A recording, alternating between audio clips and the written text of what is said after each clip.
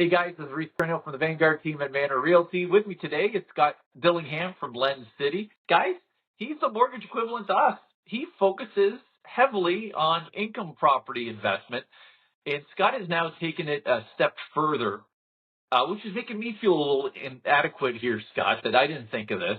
But you're doing portfolio review now. If you could please explain to us what that is.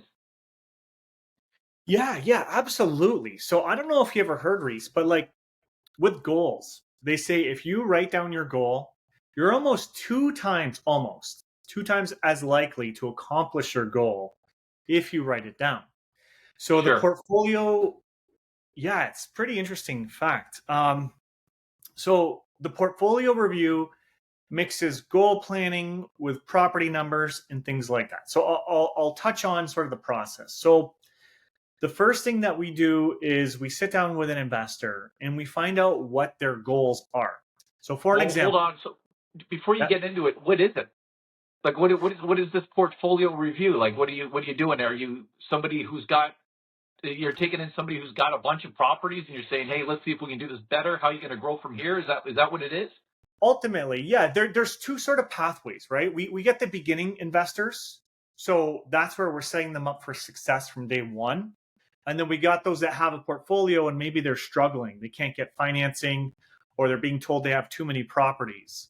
We show them Okay. how to rework it and meet their goals and obviously move forward. So basically, this is a free service. It's a third-party review of what you've done or what you could do if you're a rookie investor, and where you should take it in order to achieve that wealth that you want or increase that wealth growth. With the path of least resistance, point A to point B being straight line, that's the fastest way to going where you want to go. And you mentioned goals. So you straighten that line, you take the fog off the road, and this is how you get there. This is how you get to where you want to be. Is that right? That's right. That's right. And without the goals, people coast. You know what I mean? People coast by Yeah, oh yeah. and they don't Yeah. accomplish their dreams as quickly as they could. It's so cliche, isn't it? The SMART goals, right? Specific, measurable, actionable, realistic, and you have a timeline on it. Timely. Yeah. Boy, I can't even. It's funny I even remember that, but that's what it is. Yeah, and it's right. It's right. I personally have an annualized goal sheet, but I know where I want to be in 1 year, 3 years, 10 years, and then I break that down onto three tabs. Um, the business of real estate sales and the real estate team, my Yeah. real estate assets and where I want to be on those, and business in general outside of the real estate team, and then my personal goals, right?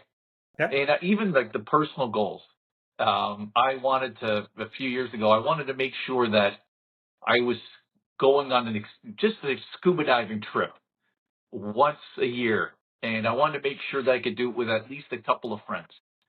And Okay. that's what I've done. I've manifested that. And last February, you're in Aruba and you're swimming 6 feet, 8 feet away from a 14-foot wide, 16-foot long devil ray, and it's looking at you, Yeah.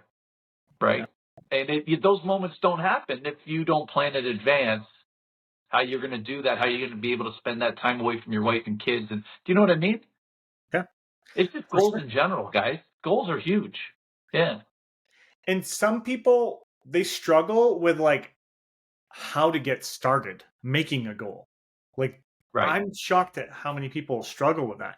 So that's where this really comes into play for the investor because we're kind of holding their hand and saying, what do you want to be? Like, how much money do you want to retire on? Or is there a net worth requirement that you're looking for as a target?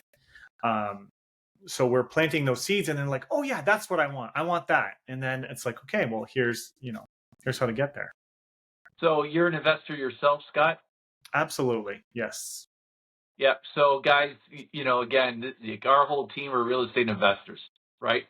Scott and a lot of his team are real estate investors. So it's not like some Johnny come lately professional is telling you how it is because he's trying to make some more money on this mortgage plan. And that it's not about that. Guys like Scott and Lens City and their brokers and their team make money the same way we make our money in real estate sales, which is repeat business from the same investor over and over and over again. So, Scott, correct me if I'm wrong here, but this is our philosophy with our team, is we're going to sell you the best possible income properties, because then you're going to get wealthier faster, which means you're going to buy more properties faster, and you're going to buy bigger properties from us, which means our commissions go up. And we make more money from that relationship of building up your wealth. And now we don't have to chase a new rookie investor, which takes a lot of time. Like, we will work with those rookie investors, don't get me wrong, but we'd much prefer building up your wealth over and over and over again. Is that the same sort of philosophy over in Lens City? The same thing. And then you get what you started off saying is more referrals, right? So you do right by the client, and then the referrals grow, right? And then you don't have to do Google AdWords or things that your competitors are doing. You just do you. I was always surprised. Like, I've been doing this now 21 years, and I think, Scott, you're well over a decade now. How long have you been doing this? It's 13 years now. Yeah. 13. There you go.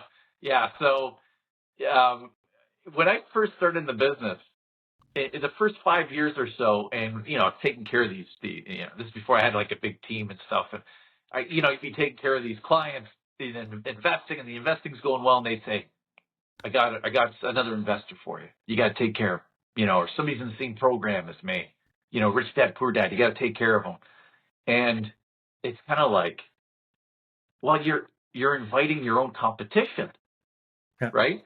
But then I learned there's two types of people in this world. People that see the world from a position of scarcity, and people that see the world from a position of abundance. Yep. So they're not did you see those balloons? I did. The hell was that? Is that this? It obviously liked what you were saying. Oh, that's those balloons again, man. Come on, balloons. 1, 2. 1, 2 balloons. Balloons. Yeah, I don't know how that again, guys. I've never seen that. Happy birthday.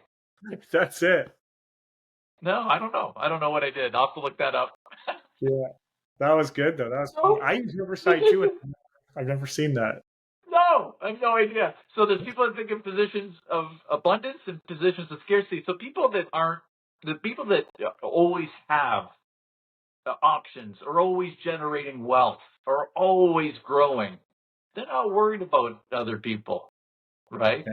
They want to help other people, come on board, And Steve Giroux really thinks like this, right? Position of abundance, not position of scarcity. To the point where he just got the new Lotus. It was the Mira. It's the first one in Windsor. The next day, he's texting me saying, "Hey, the keys are in the cup holder. Feel free to borrow it tonight. I'm driving the Lamborghini to the wedding." Right? And if you're saying, guys, what? Hold on, is Steve a real estate salesperson? Yeah, he's the number one guy in Windsor for 2 to 6 unit multifamily sales. Steve has like everybody on the team, has put his money from his active income of real estate sales and put his money where his mouth is. He's bought a lot of fourplexes, and now he's starting to buy bigger properties. And he's generated his own wealth practicing what he preaches. And he's not, again, we talk about positions of scarcity and abundance. He's not cherry picking the best places. He's buying and investing in the same places that he's recommending to you. He actually doesn't have a lot of steals in his portfolio. He really doesn't. He's just buying meat and potatoes properties like he's encouraging you to do. And he's at the point, after doing this for 16 years, he's at a point where he's got the Lambo. He's got the new Lotus Elise Lotus Mira. I had a Lotus Elise back in 2006. But that's a $162,000 car and a $300,000 car. Okay. And they're toys, because he can do it because he's been doing good real estate investment, right? Yeah. So we're practicing what we're preaching, guys, in position of abundance, blah, blah, blah. Sorry, I got off tangent, but it's so weird, isn't it, where people are like, they're giving you more business, the referrals. I never anticipated that from other investors. Yeah. Yeah, but it's good that you're saying that, because there's a lot of people that are out there that are like, oh, yeah, we work with investors all the time.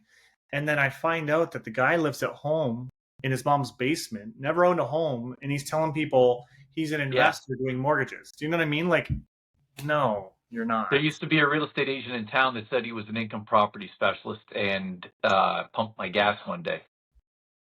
Yeah. I'll never forget that. And I was polite. I wasn't smug about it or anything. But Yeah, there's a difference. Yeah, There's a yeah, big difference. Yeah. yeah, yeah. I mean, we're able to construct things all the way up to private equity. I mean, this, yeah. I always tell the team, if everybody truly understands what we do compared to everybody else, there wouldn't be any competition. Like you Yeah. would never use a residential real estate agent to do what we do, right? It's insane when you see it, but if you don't know, you don't know. Yeah. You know? And the same thing goes with mortgages. You know this. Mortgages and appraisers. If I use a residential home appraiser, I'm going to kill my deal because they don't know what they're doing with income approach to value. And it's Yeah. the They're going same to be thing with, low market. Yep. Low market rents, all that stuff. Yep. yeah. So there's certain home inspectors we have to use. There's certain mortgage brokers we have to use that understand income property sales. This is why I'm talking with Scott Dillingham from Lens City right now, guys. This is what they do. And, you've got an investor hub. We'll put the link down underneath the video, guys. But Lens City has an investor hub that's quite robust. You guys are putting out content and teaching it constantly with these online seminars over and over and over again. Yeah. Yeah, all kinds of different topics. We're trying to cover all the different niches that an investor would want to invest in, or location, or whatever. But yeah, and then there's the networking opportunity. And for you guys too, as realtors, right? We have a spot where you can actually put good listings for sale, right? So then we can present them to our investors. We kind of pre-screen them a Okay, little I bit. didn't know that. We'll totally take advantage of that. Yeah. Yeah, but it's totally there. But we had a little bit of pre-screening because we don't want to just throw up like a crappy property. But I know you guys wouldn't really promote. I mean, if you're going to get a listing, you're going to get a listing, but you're going to promote accurate numbers, right? And that's what's important. And we want to make sure that the investor is getting the return that they expect. Yeah, we don't, again, so we've seen the crappy numbers there, or, the income approach to value where they conveniently leave off 5% for vacancy, 5% for management, 5% for maintenance, right? Like that's one of the classic sort of, you didn't see nothing, kid. You didn't see nothing, right? Yeah. And it's kind of like we see that garbage all the time. We're just looking at a business right now. Kayla McGlosky on our team, she does business sales, which Okay. to me is the new fertile ground for investors because of all these baby boomers retiring, and there's no one to buy their businesses. So there's really good deals there if you don't like what you're seeing on the real estate side, guys. So anyway, Kayla finally got financial statements today from a listing agent. She's been asking for 7 weeks. And it's like, how do you not have that at the beginning of the listing? It's like, this business, man, it's like, it's something. It's something sometimes.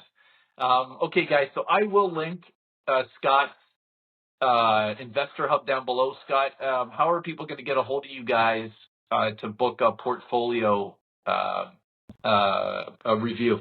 Yeah, so actually, if they join the Investors Hub, right at the top there, it says book my portfolio review. It's literally right there. Well, there you go. Okay, so guys, join the hub, link below, and look for the book the portfolio review session. Yep, that's awesome. Thanks, Rhys. Scott, man, good joining you, and yeah, thanks for coming on. No problem. Thank you.